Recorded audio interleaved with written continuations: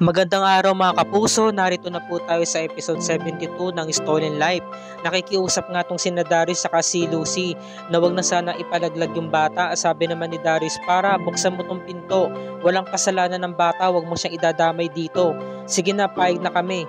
Lahat ng mga gusto mo ibibigay namin. Lahat ng mga demands mo, ibibigay namin yung lahat. So binuksan na ni para yung pintuan, sabi niya talaga, lahat ng gusto ko ibibigay ninyo. Sabi naman ni Lucy, oo para, totoo yung narinig mo.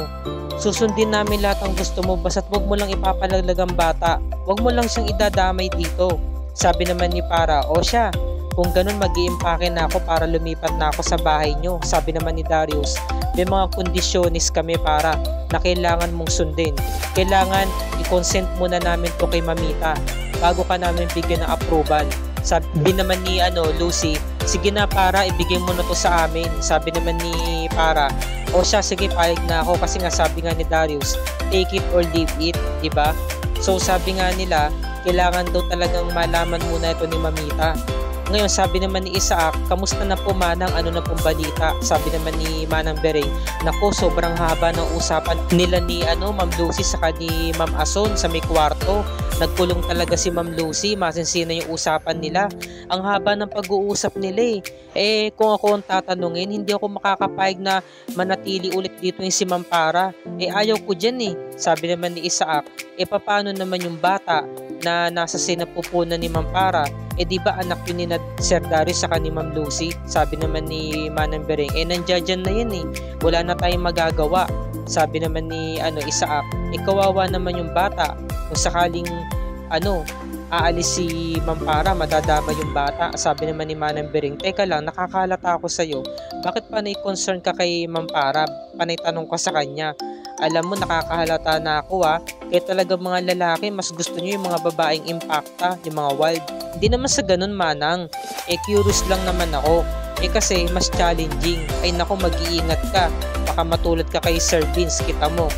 Naglaro silang dalawa ni Ma'am Para, diba? Kasi sabi niya challenging daw. O yun, ang ending. Nagpatayan silang dalawa. Ingat ka na lang. Tapos eto, dinalaw ni parang nanay niya, si Auntie Belen. Sabi ni Auntie Belen, baka naman pwede makiusap ka na kina Darius na palabasin na ako dito, iurong na yung kaso sa akin.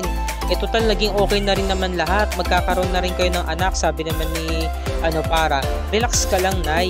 Hintayin ko muna maging maayos ang lahat. Hintayin ko pa yung approval ng matanda bago ako patirahin ulit sa bahay ni Darius sa ni Lucy. Alam mo naman na ayos sa akin ng matanda, kumukulo ang dugo nung kapag nakikita ko. Sabi naman ni Aling Belen, kailangan talaga ipaglaban mo yung karapatan mo Para. Huwag kang nga-anga-anga Alam mo, magkakaroon kayo ng anak ni Darius, kailangan ipaglaban mo yan. Inuudyo ka na naman yung anak niya. Ngayon, nung nakalabas na nga ng presinto tong si para pauwi na nga ng bahay, narinig niya na tumatawag sa kanya si Lucy. Nung sinagot niya yung tawag, sabi niya, o ano yun, Lucy? Pinapupunta na siya sa bahay. At eto mga kondisyonis nila. Sabi ng mag-asawa, pinaayos daw yung bodega. Yung bodega daw magsisilbing tirahan ni Para. Diba? Maganda, may kwarto, may mga gamit siya. Sabi naman ni Para, tutol siya dito, sabi niya, ginagawa nyo lang akong alipin dito. Pagkatapos ng pagkapanganak ko, kukunin ninyo sa akin yung bata. Ano lang ba talaga ako dito ha? Akala ko ba't itira ko rito sa pamamahay na to kasama nyo? Sabi naman ni Lucy, sige na Para, ibigay mo na to sa amin. Meron ka namang magandang kwarto Lahat ng pangangailangan mo ibibigay namin hanggang sa mga anak ka. Bibigyan ka rin namin ng allowance. Sabi naman ni Darius, ano ba Para, take it or leave it? So pumayag na rin si Para. Nung pagpasok ni Para ng kanyang kwarto, sinilip niya muna yung mag-asawa kung nakapasok na ba sa loob ng bahay. Pagkatapos parang luka-luka na sobrang saya, sabi niya, I'm back. Sobrang sumasayaw siya, sobrang saya, kulang na lang magtatalon siya. Hanggang sa humiga na nga siya sa kama na tila ba nagbabalik na naman ang pagiging buhay reyna ni Para. Nako, nandito na naman ang demonyo sa buhay ng pamilya Rigor. Samantala, dadala ng mga prutas ni Lucy si Para sa kanyang kwarto. Sabi naman ni Manang Bereng, napakabuti niyo po talaga Ma'am Lucy, napakaswerte ng pinsan ninyo. Sana all pinagluluto. Sabi naman ni Lucy, di ba Manang Bereng, nalimutan niyo na ba? Noong mga panahon mag-asawa pa sila ni Vince, puro na lamang order sa labas ang ino-order nila, mga pagkain. Ngayon, meron akong pagkakataon na ipagluto si Para. Nako Ma'am Lucy, kapag umaabuso na yung pinsan ninyo, huwag kayo magpapaabuso ha, manang naman. Ba't hindi? Ibinilin ho kayo sa akin ni Ma'am Ason na kahit saan ho kayo magpunta, sasamahan ko ho kayo para proteksyonan ko ho kayo. Sige na ho, pumayag na ho kayo. Dalhin ko itong mga prutas to kay Ma'am Para, kasama kayo. Sige na nga. May pagpasok nila dito, wala si Para sa loob ng kwarto. Saan naman nanalagi yun? Sabi naman ni Manang Bering, ayaw ko man ho maging marites, Ma'am Lucy.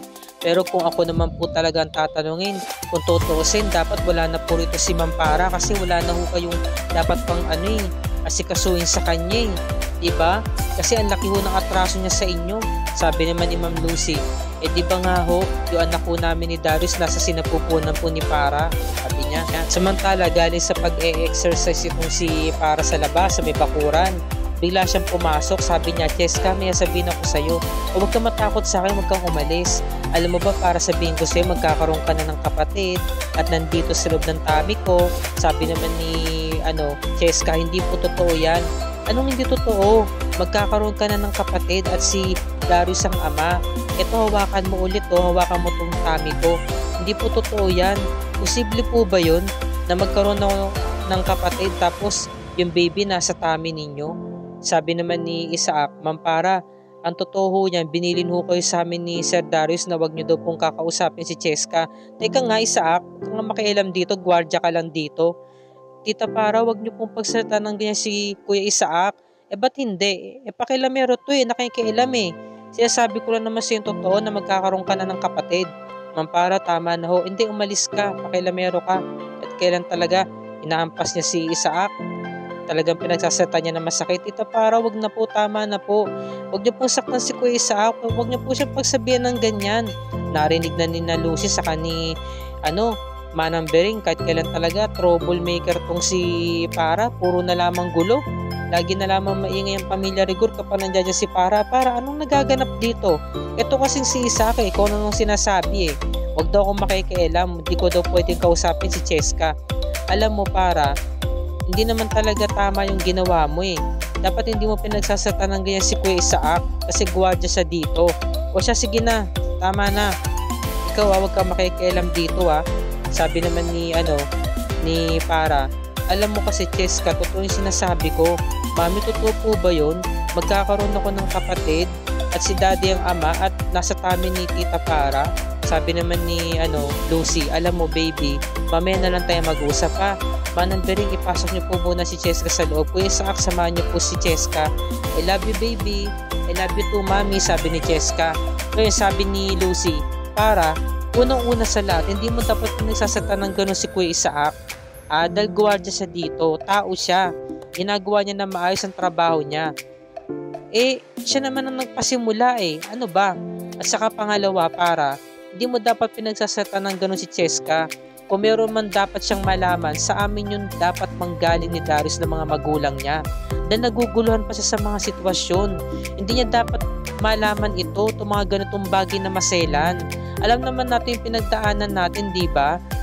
Sobrang hirap ng pinagdaanan natin, sabi naman ni Para. Tawa-tawa lang ako dito. Hindi ko pwedeng sabihin kay Cheska na magkakaroon siya ng kapatid. Ginagawa nyo lang kung tawa-tawan dito. Lahat na ng bagay kailangan may consent ninyo. Lahat ng bagay kailangan ipaalam ko sa inyo. Hindi naman sa ganun Para, hindi. Tapos biglang sumakit ang tiyan ni Para. Concern si Lucy, sabi ni Para, tumigil ka nga dito, buisit ka. Sabi, sinisira mo araw ko.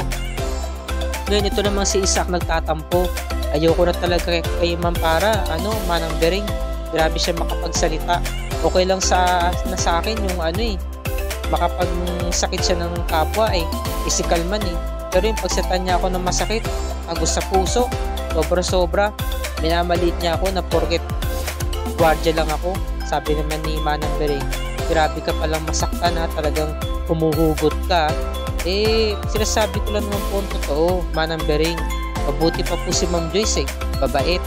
Teka, nakikita mo na ngayon ng kabutihan ni Ma'am Joyce kasi naman si Ma'am Joyce, parang tropa-tropa lang. Businesswoman, mabuting tao. Kapag kausap tayo, nakikipagkapwa-tao talaga. Para bang mga kaibigan ang turing niya sa atin. Mabuti naman at nakita mo na rin ang kabutihan ni Ma'am Joyce. nasa tamang direksyon ka, sabi ni Manang Bering. Nakakatuwa to si Manang Bering eh. O no, pwede mo na bang ligawan si Ma'am Joyce? Hindi naman sa ganun, Manang. Hindi naman sa liligawan ko agad. Ito namang si Manang Bering, ay nako, ikaw sabi niya. Ngayon, ito namang si Darius, lumapit siya kay Lucy, sabi niya, love, ano ba iniisip mo? Tara na, matulog na tayo. Love, hindi kasi ako makatulog eh. Hindi ka ba, nawiwirdoan sa mga nangyayari? Bakit? Kasi, alam ko na, love, dahil ba to sa pinatira natin dito si Para ng biglaan. Alam mo, love, kahit anong mangyari, sa atin pa rin mapupunta ang bata dahil sa atin yun ang galing. At kapag nanganak na si Para, sa atin mapupunta ang bata at bibigyan natin ng pera si Para umalis siya dito para hindi niya na tayo guluhin pa. Nag-aalala talaga tong si Lucy, sabi niya, kinakabahan kasi ako sa dapat na mangyari. Diba?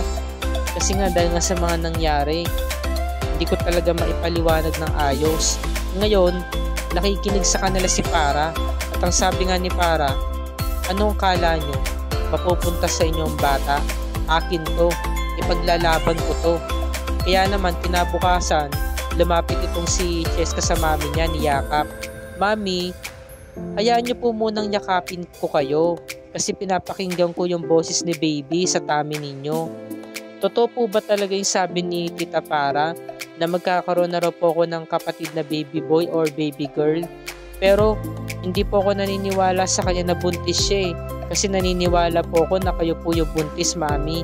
Inahawakan ko nga po yung tiyan nyo Sabi naman ni Lucy, alam mo anak, may mga bagay talaga na mahirap i-explain. Kasi tinulungan kami ni Tita Para mo na magkaroon kami ng anak ni Daddy Darius mo. Kumbaga, may mga, alam mo na, fetus na inilalagay sa tummy ng isang babae para siya yung mabuntis. At kapag nakapanganak na siya, ibibigay ni Tita Para mo yung baby sa amin. Mapupunta yun sa amin. Ngayon, eto na. Pinuntahan ni, Para yung nanay niya. Sabi naman ni, Aling Belen, mukhang alam ko na yung binabalak mo Tama ka dyan, Nay. Aagawin po sa kanya si Darius. Kami lang talaga dapat na magsama kasi kami naman talaga ang pamilya. Ano kala nila? Ibibigay ko yung bata sa kanila pagkapanganak ko. Nek-nek ni Lucy. Hindi nagkakamali siya. Aagawin ko sa kanya si Darius pati na rin si Cheska. Yun ang matindi kong alas para maging isang buong pamilya kami at itsapwera na yung si Lucy. Yan ang pakatutukan natin bukas mga kapuso. Ang Paras o Plan. Akitin si Darius. Tuluyan niya talagang sisirain muli ang pamilya Rigor at eto na talaga yung pinakamalala dahil dito na masisira ang relasyon ni Lucy sa ni Darius dahil nga buntis itong si Para at magkakaanak nga sila ni Darius. Sa pagkakataon ito, akitin niya si Darius para mailab ito sa kanya at nag-iwan pa siya ng underwear sa may basurahan na mismong nasaksihan ni Lucy sa ni Joyce. Yan ang pakatunghayan natin sa huling 2 linggo ng Stolen Life mga kapuso at dito na po nagtatapos ang review and recap para sa araw na to. At kung bago ka pa lamang sa aking channel, kung maaari makahingi ako sa inyong subscribe at i-click mo na rin ang bell icon para lagi ka updated sa mga episodes ng Stolen Life and other GMA shows tulad nito. Maraming salamat po sa inyong panonood mga kapuso and God bless us all.